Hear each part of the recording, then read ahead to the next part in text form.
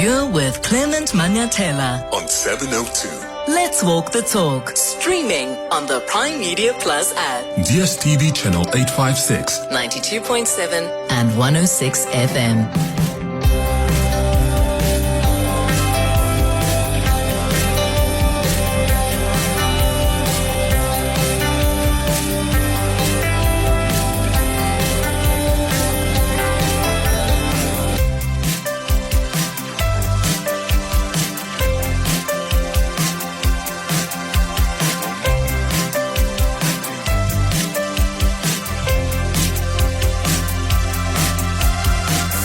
8 minutes after 9 o'clock. Dumelang, good morning. Happy Wednesday. Welcome to the Clement Manyathela Show. Good to be with you this morning. I hope you're good and I hope you had a good night and I hope things are going to go well for you vandag. What is going on in Westbury? There are two young boys that were killed yesterday in a shootout between rival gangs. One of the deceased is, listen to this, 13 years old. How do you explain that?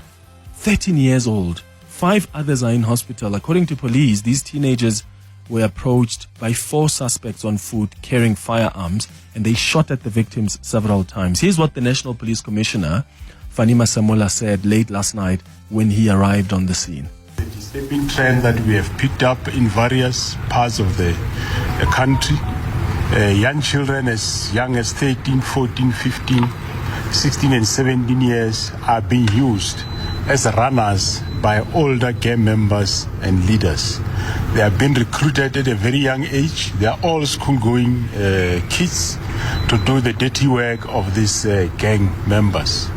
It is indeed a concerning trend that when police arrest these young members, you'll find many cases being withdrawn or perpetrators are minor and the suspects are referred for other programs including diversion, whereby they will be referred to counseling and or community services.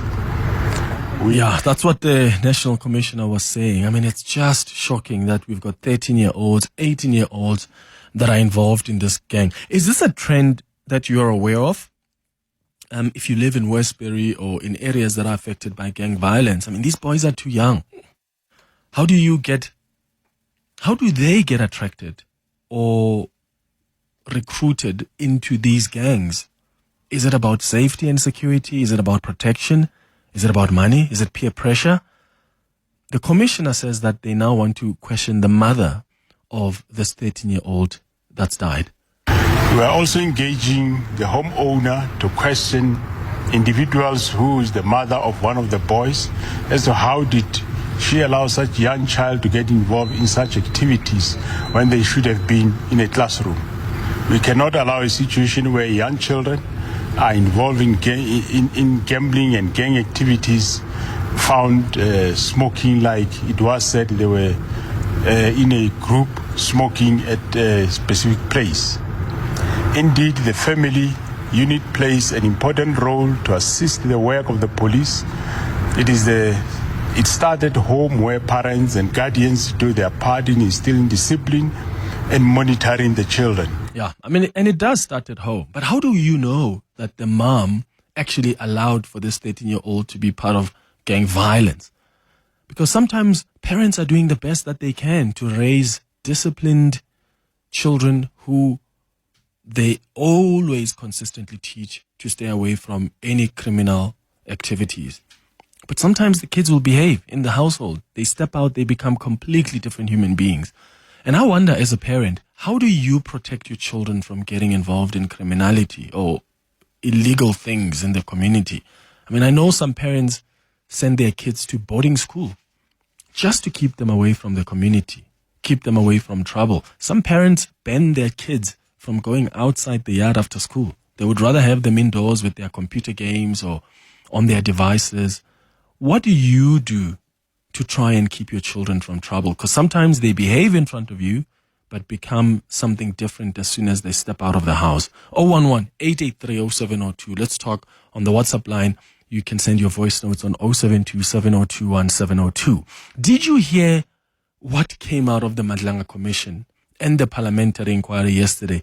There was a detective who investigated Katie Molefe, who testified. Witness B, in fact, was one of the investigators. He's going to be testifying today at the Madlanga Commission. Becky Kelly is expected at the parliamentary inquiry tomorrow.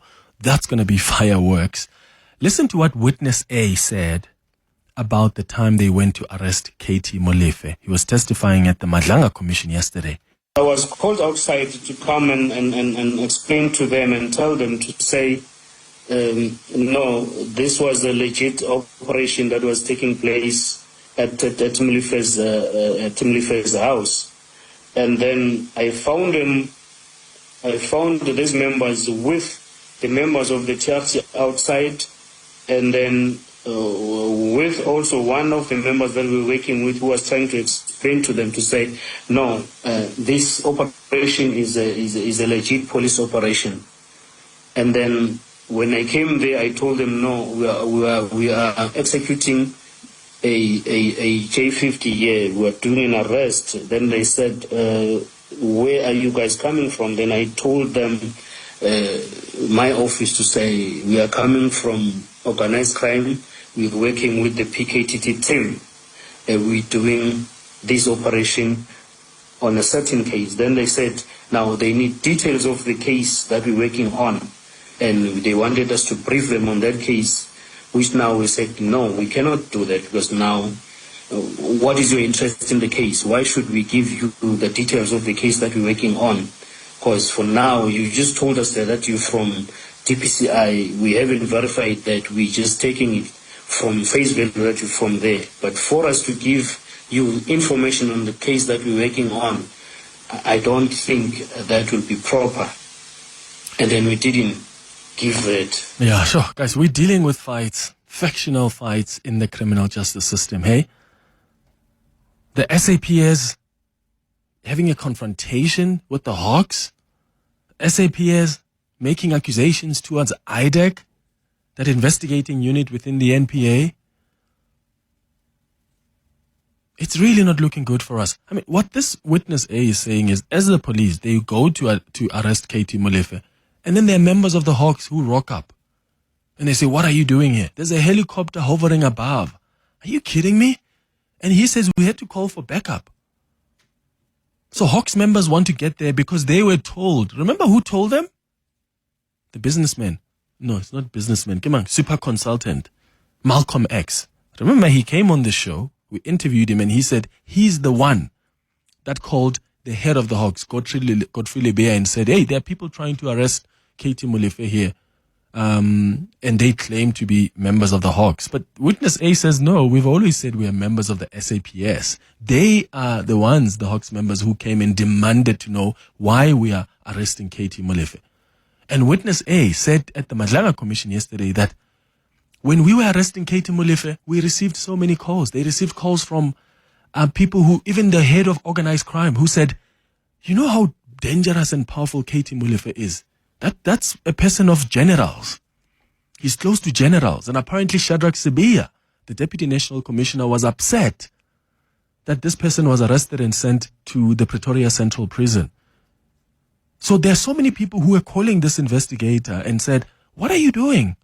This is dangerous territory. And the fact that Hawks members went to the scene is wild.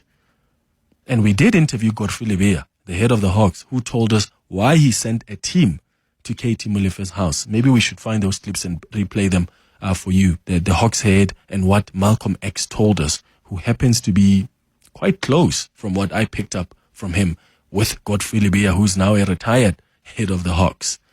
I hope they can go to the commission and also help us understand what's going on here. Here's what Witness A also said yesterday at the Madlanga Commission about Julius Malema and how apparently close Julius Malema is to Shadrach Sibiya. He's a Zulu guy. He's a tall guy. Now describing him to me, he's known as Z, who stays in Sandton, who I understood to him to be Z Numano. He said Z is a close friend of Julius Malema, who is a politician, who then tends to be close to General Sibiya. So he was connecting the person that we arrested to Z, and then Z to Julius Malema, and then Julius Malema, who is friend to General Sibia, the Deputy National Commissioner. Now he's painting a picture to me that I do not know, to now be aware that this is how the chain goes. Thank you, Witness A. So, Witness A says that he was also told that Julius Malema is close to this other businessman, and Julius Malema also close with Shadrach Sibia.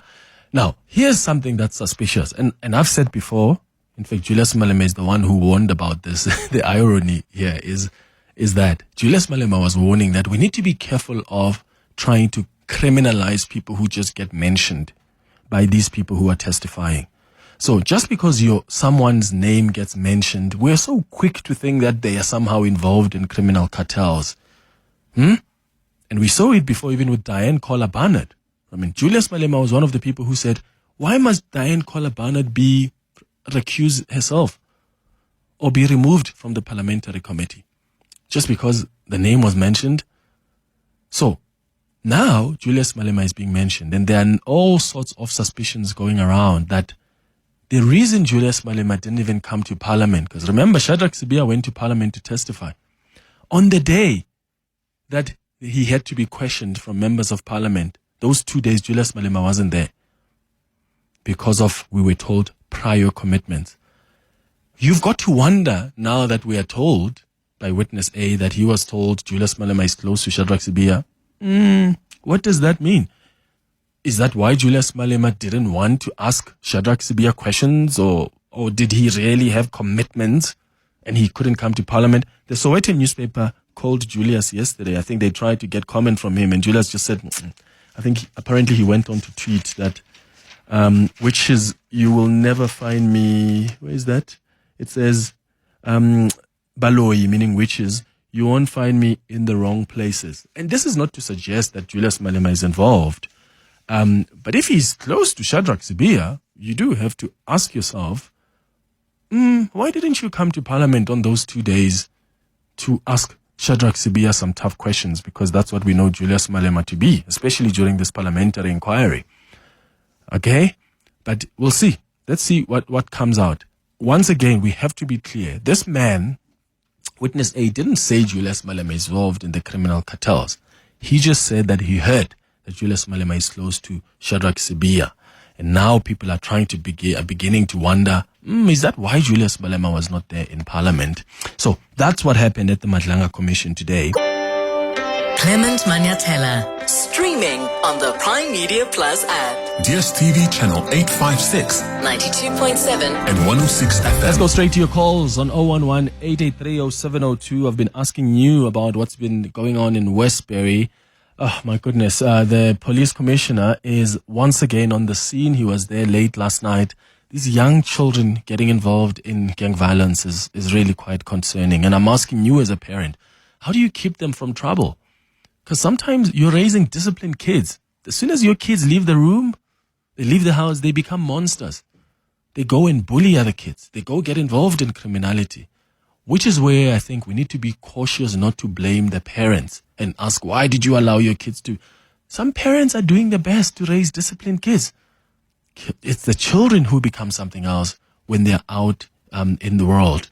Let's go to John first, who's calling us from Davidton. John, good morning. Hello, how are you, Clement? I'm all right, man. Go ahead. Yeah, Clement, it's a mixed bag. You know, sometimes you think you as a parent, you can win these wars. You cannot insulate your child.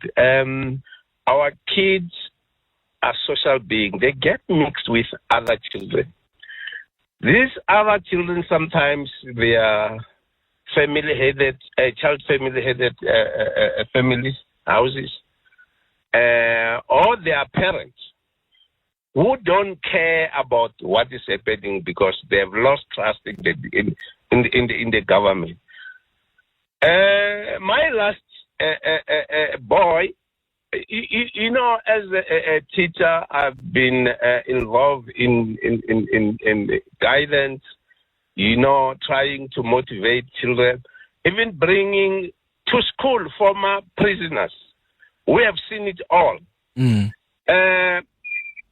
You can't win the war as long as even our leaders, even the issue of this guy who was found in something with many Lamborghinis and all this, they envy this thing. They want to live this type of life. And things are just happening. So you hear a child, you take them to school, when they are inside the car with their friends, they talk about tenders. When I grow up, they know more than we know. They are very smart. And they know that these things are not got through good channels, heavy work, hard work. All these people who are having nice things and living nice life are people who don't follow the rules. Yeah. They cut corners. You see? Yeah, and that's why we need these people to end up in jail, so that when children start envying them, we're able to say, look, they're now in orange overalls. And that's where we need law enforcement. That's where we need the NPA. They're busy fighting each other. There are factional battles unfolding in the criminal justice system. You think we're going to get people in orange overalls when a lot of investment is being made in just fighting each other and trying to find things against each other? It's so terrible. But John, I get your point.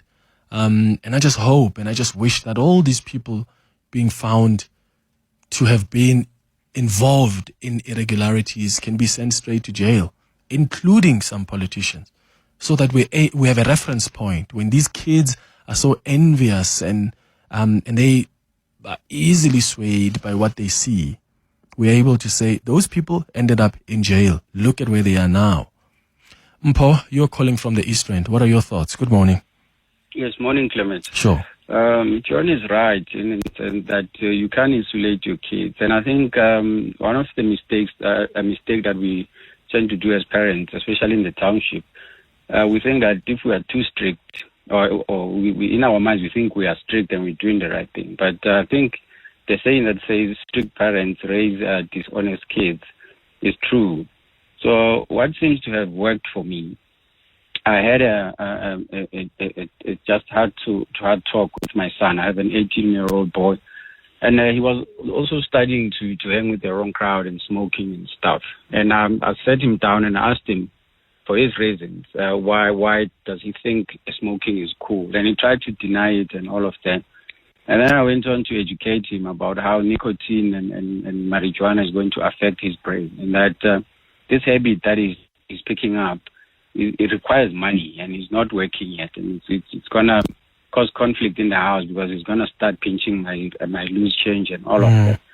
But I think the clincher is when I told him that he's hurting me. Like, why are you hurting me? Because your actions are hurting me, and as your parent, because you're gonna be a burden to me. Because once you start to lose control and the drugs are starting to affect you, I'm going to be the one who's going to suffer. Did he get it? And I think he got it so far, Clement, because now he's all about soccer and doing his schoolwork and stuff. And I can only hope that it continues this way. I hope so too, Mpo. But good on you as a parent for sitting down with him and also being vulnerable enough to show him how his actions are hurting you as a parent. Let's go to some WhatsApps now on 072-702-1702. Good morning, Clement. To think that Ramaphosa, after taking intelligence to be under his responsibility, he's acting like he's hearing all of this for the first time. So what is the point of him taking intelligence to his under his responsibility?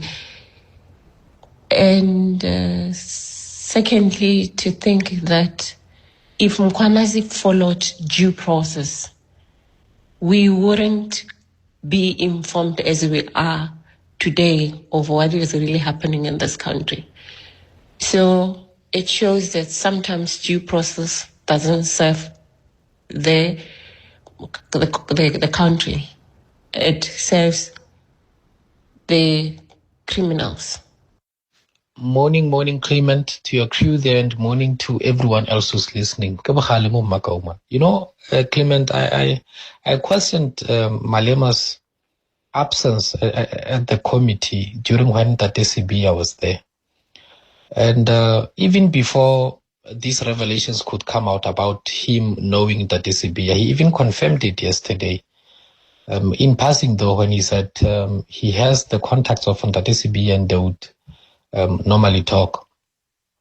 I think that may not be a problem per se, but it makes it extremely suspicious for him to be absent during particularly that time.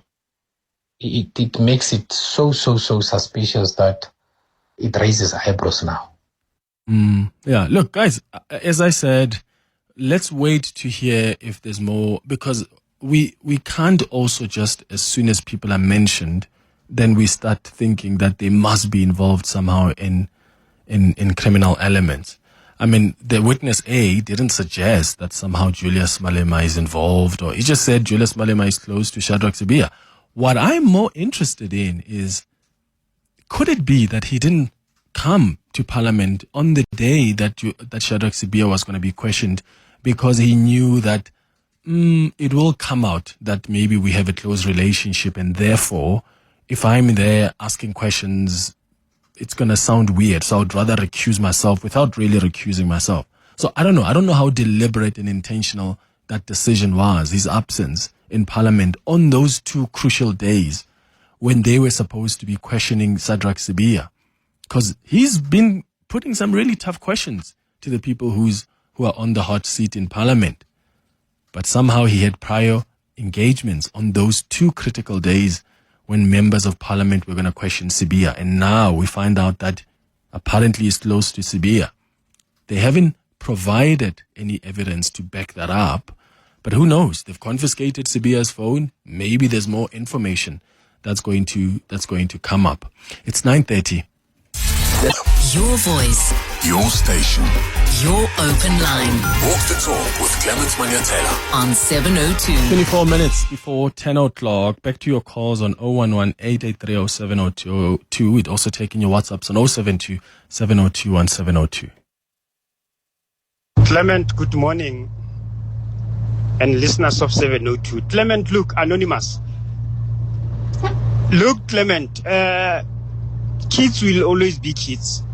But I taught my 17-year-old, when there's riots, you don't go out. When people are fighting outside our house, they are not in our yard, you are not allowed to even peep in the window. You're not going anywhere. You sit inside the house. That's the rule. Thanks, Clement. Hi, Clement. It's Retabile here in the Val. Here in Orange Farm, children as young as 11 years, they are being recruited by these drug lords. Oh, so many killings here in Orange Farm.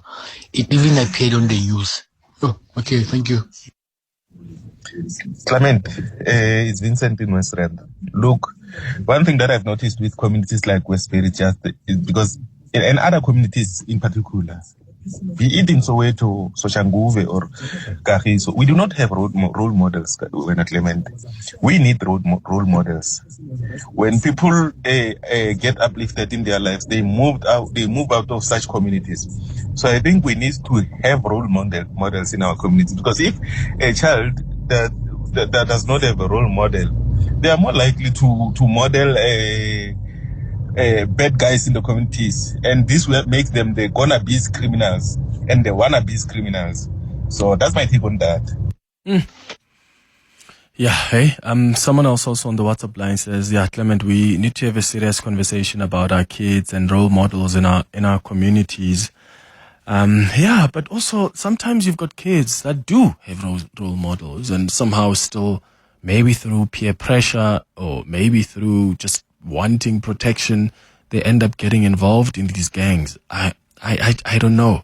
But one thing I'm trying to be cautious of is to blame the parents, because yes, maybe there are exceptional circumstances where parents are in the knowledge of the activities of their young ones, but most of the times parents are trying to do their best to raise them in a disciplined way and to make them aware of the dangers of being involved with the wrong crowd. But it's the kids themselves that still will pretend like they hear that, like they're disciplined in the household. As soon as they step out, there's trouble, which is why parents often vehemently defend their children, because they're just thinking, this can't be my child who has done that, because I know my own child.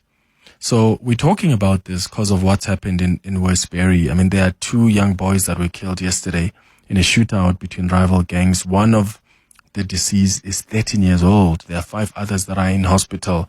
And the police are saying that these teenagers were approached by 4 suspects on foot carrying firearms, and they were shot at. And then they were shot at several times. And the National Police Commissioner said that they've actually picked up this trend where young people are getting involved in gang violence. Jody, you're calling us from Johannesburg. What are your thoughts? Good morning. Hi, Jody. Oh, sorry, I didn't hear you. Sure. Well, my thoughts are in 1996, I spent 6 months with the Fast Guns in Westbury. Mm-hmm. I'm a photographer. And I did interviews with the Fast Guns, and I worked in the home with children that were on the streets. And the reason you have to understand, within this area, houses or flats are very small, so children move onto the streets. And in order for them to be protected themselves, they create a family for themselves on the streets. And if they call livers children that don't form part of the gangs. And to be honest, I'm not surprised when you say a 13-year-old. It's not something new. The Fast Guns were in their 20s, and they were the older generation. And the Jonathan D. boys were 13, 12, younger. Oh, my goodness. And then it goes even younger because you become a skivvy. You know, you go get a Coke from a shop, etc. And it's not easy, what my perception was, to get out of that area. And the violence that has happened now, like there were the Varados gang that were up Statler Road, and then the Fast Guns at the bottom. And the exact same thing was happening.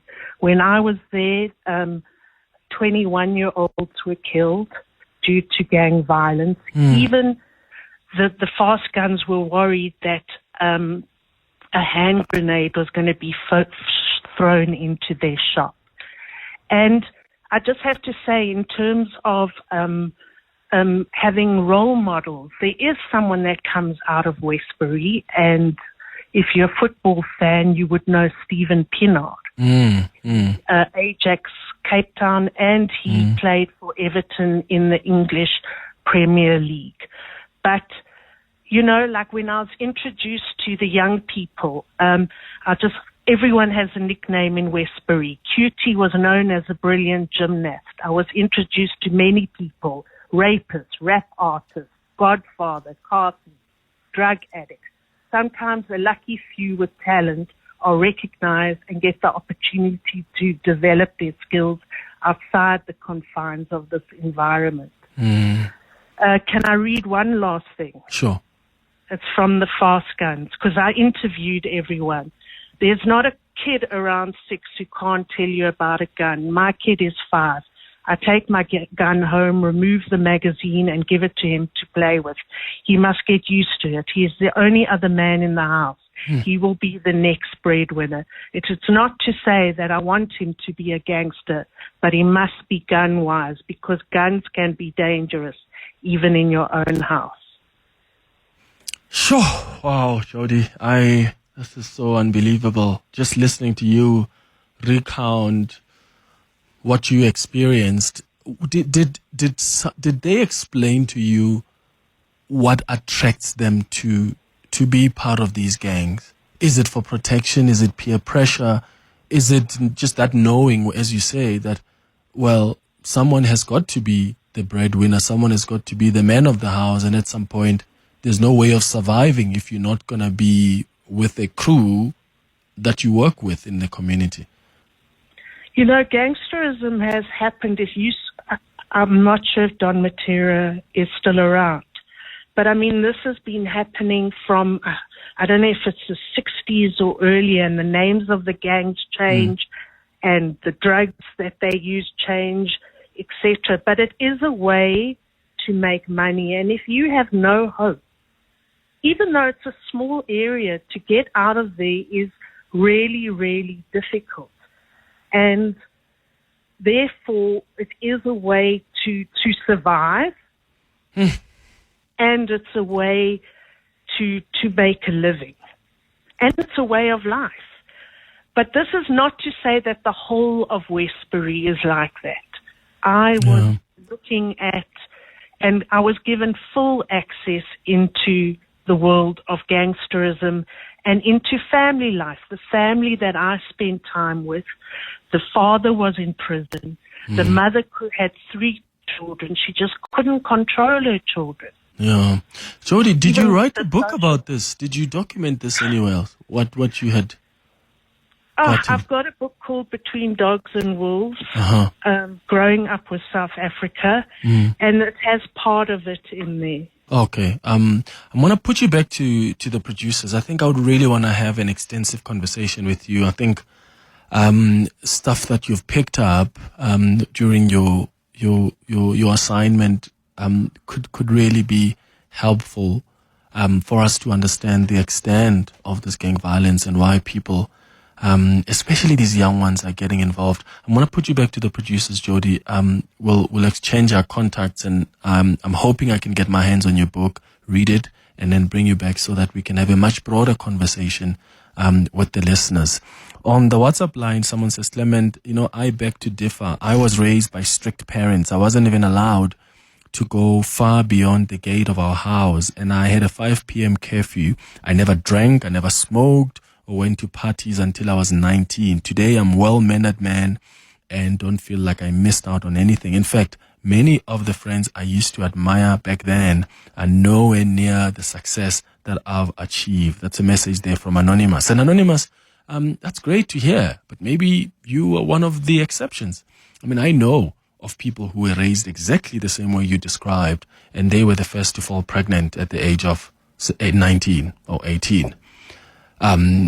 People I've grown up with whose parents were very, very, very, very, very strict.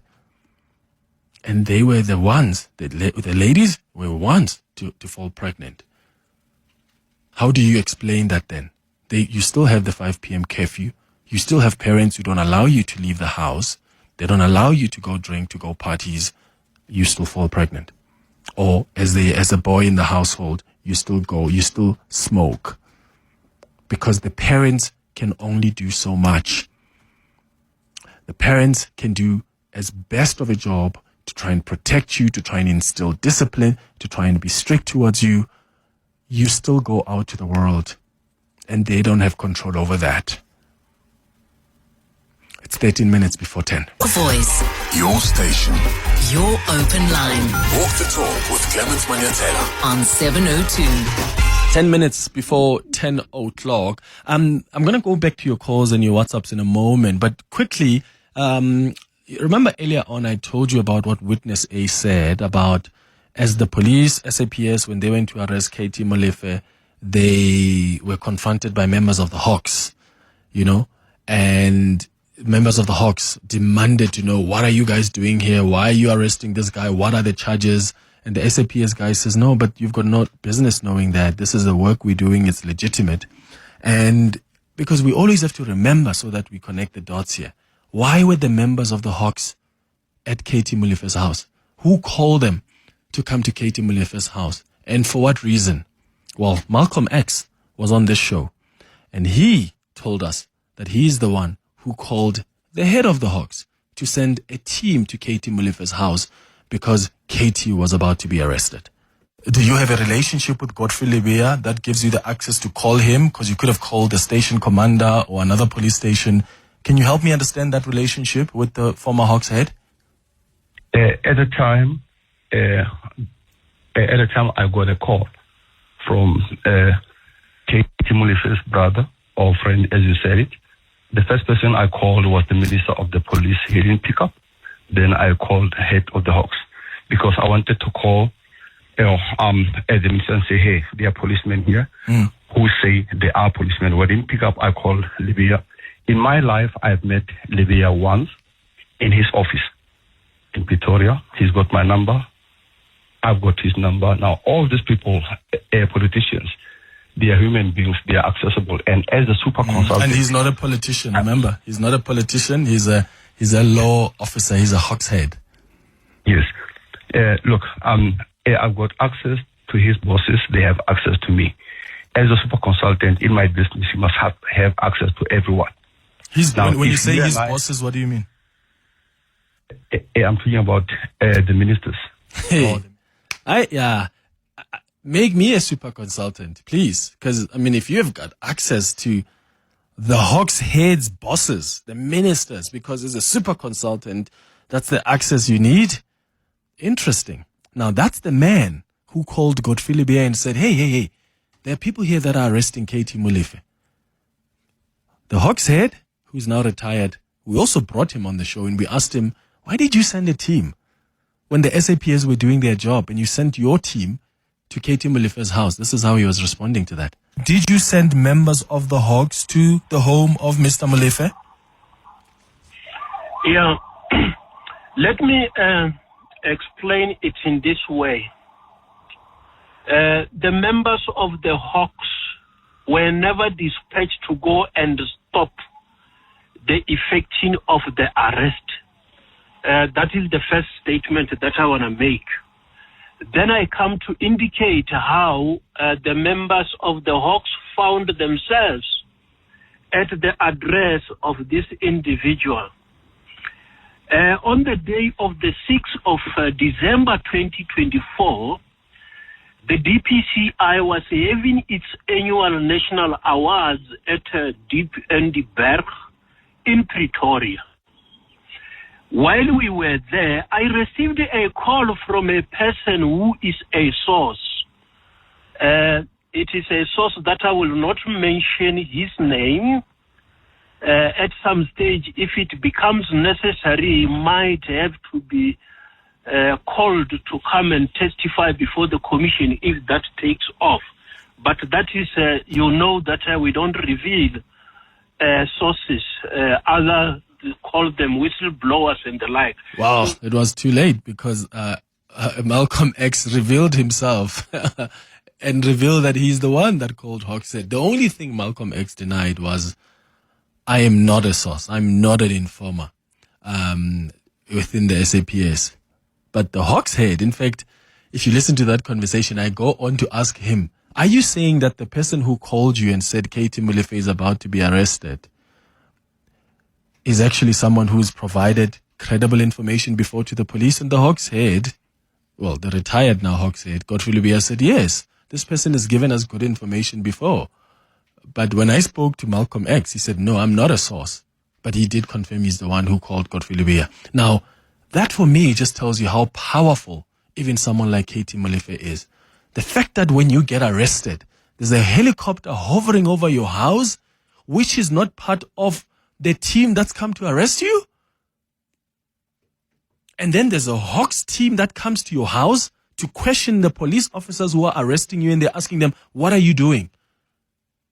And then you've got the head of organized crimes who calls the detective who made the arrest and says, what you have done is not fine.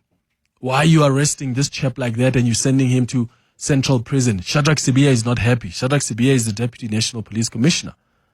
I mean, how powerful are you that when there's an arrest effected against you, all hell break loose? Hawks gets involved. The Deputy National Commissioner gets upset about something. The head of organized crimes is upset about that. And remember, Katie Molefe is now out on bail. It's 4 minutes before 10 o'clock. Your voice. Your station.